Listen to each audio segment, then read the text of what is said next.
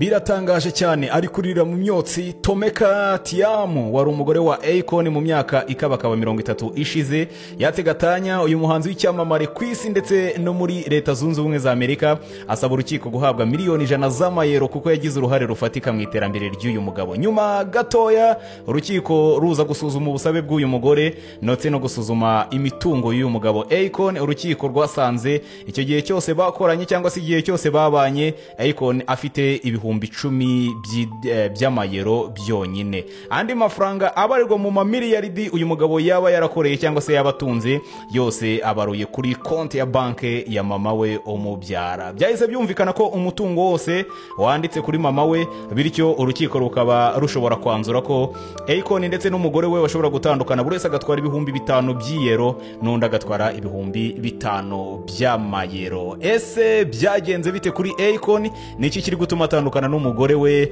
witwa Tomeka Tiamo? Byose bahaye ikaze cyane.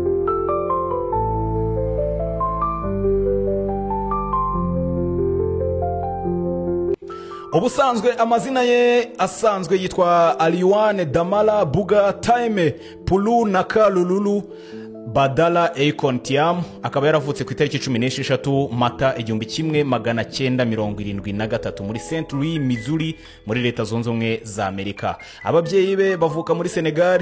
Uwo ni papa we bamwita Mol Tiamo, yari umucuranzi ndetse akaba n'umuhanga mu njyana ya jazz n'ingoma gakondo zabo muri Senegal. Mama we yitwa Kain Gueye Tiamo, yahoze ari umubyinnyi ndetse akaba n'umuririmbyi, yewe yabaye n'umuyobozi ukomeye mu bigo by'ubugiraneza. Mu myaka mitoya ya Akon, nyuma yo kuvuka umuryango we werekeje mu gihugu cya Senegal, hanyuma amarayo imyaka mikeya cyane mbere yuko bongera kwimukira muri leta zunze ubumwe za Amerika. Mbere y'imyaka 7 mu gihe yaramaze imyaka mikeya muri Senegal, yakuriye mu muco gakondo ndetse atangira gukunda umuziki no kumva ingoma, yewe no gucuranga, yewe no kuririmba abikomora ku babyeyi be. Ku myaka 7 yonyine umuryango wa Akon wimukiye muri leta zunze ubumwe za Amerika mu mujyi wa Union City, New Jersey.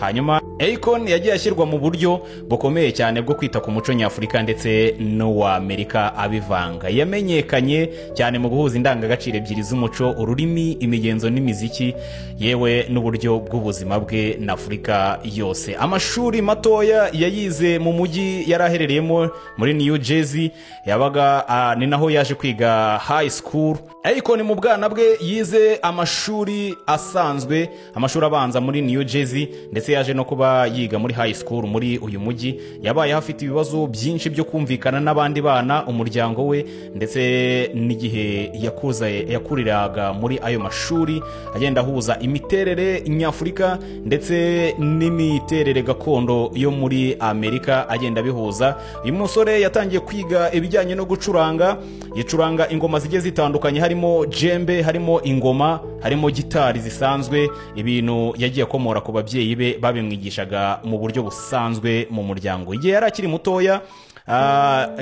mutoya yiga mu mashuri yisumbuye, yatangiye gukora amademo traps cyangwa se ibihangano bye by'ibanze kugeza ubwo yakoraga atangira gufungura umuziki we ku giti cye. Akon albumu ye ya mbere yayifunguye cyangwa se yayitangaje muri 2004, bayita Trouble. Yarimo indirimbo zakunzwe cyane nk'itwaga Locked Up ndetse n'itwa Lonely. Izi zamuhesheje kugaragara mu bitangazamakuru bigiye bitandukanye. Albumu ya kabiri yitwaga Convicted yayisohoye mu 2006, ikaba yaragizwe cyane, yaramugize umucuruzi ukomeye cyane mu bijyanye n'umuziki, ndetse iza no kumuha urubuga rwo kuba yatangazwa mu binyamakuru bigiye bitandukanye.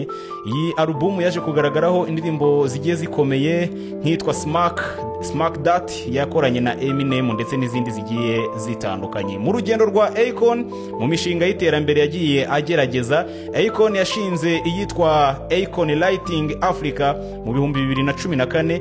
Gahunda ye yari yo kugeza amashanyarazi akoresha ingufu z'imirasire y'izuba ku bice bigiye bitandukanye muri Afurika ndetse no ku mugabane wose. Umushinga munini Akon yatekereje n'uwitwa Akon City muri Senegal, washyizwe imbere mu myaka ya vuba.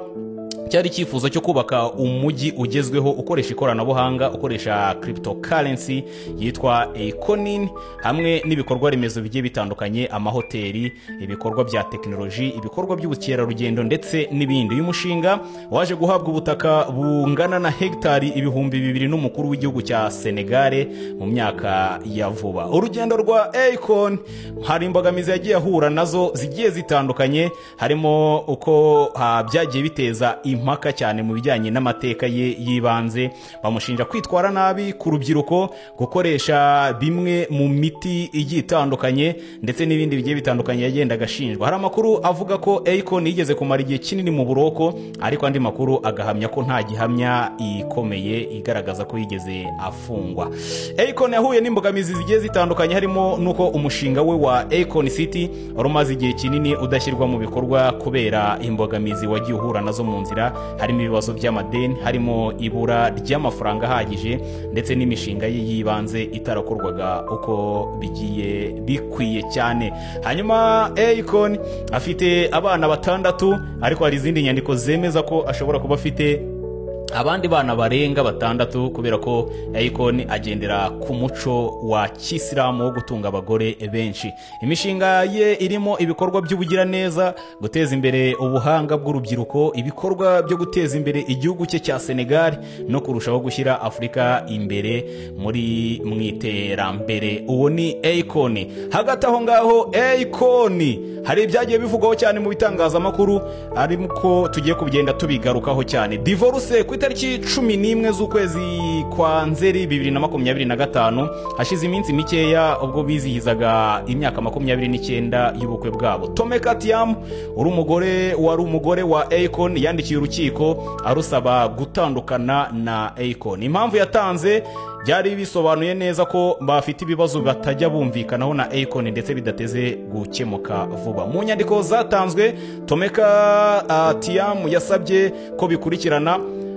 ko urukiko rukurikirana ikijyanye n'umutungo wa Akon, ndetse asaba ko batandukana agahabwa miliyoni zirenga 100 z'amayero. Mu gihe urubanza rwa divorce rwari rugitangiye, byatangajwe ko urukiko rwasanze Akon afite ibihumbi 10 by'amayero byonyine kuri konti ye bwite. Ibyo byatangajwe kenshi ko Akon yarazwi nk'umwe mu bahanzi bafite umutungo munini ubarirwa muri za miliyoni z'amadolari. Amakuru yagiye agaragara, umutungo munini wa Akon nk'amazu, amamodoka, imishinga, byose byanditse kuri mama we umubyara. Ibyo byakozwe kugira ngo bitagaragara nk'umutungo we bwite mu gihe cy'urubanza rwa divorce. Umugore we Tomeka we yasabaga ko urukiko rwamuhereza miliyoni 100 z'amayero, kubera ko yagize ngo uruhare rukomeye cyane mu kuba uyu mugabo yarageze ku iterambere rye rikomeye cyane.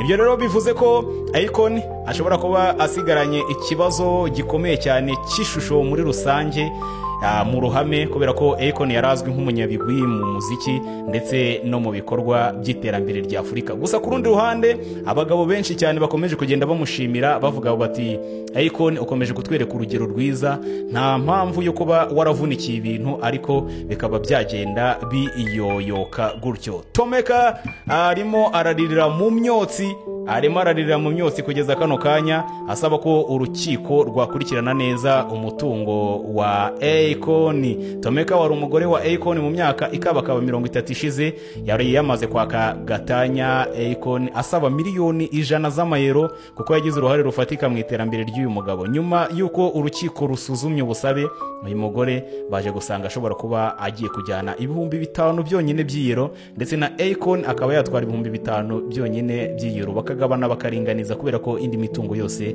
yanditse kuri mama wa Akon. Ese iyi nkuru gusigiye iki? Ese iyi nkuru uyumvishemo iki? Ese iyi nkuru uyakiriye gute? Reka mbashimire cyane, nizere ko mukomeza gukora subscribe, like ndetse na comment.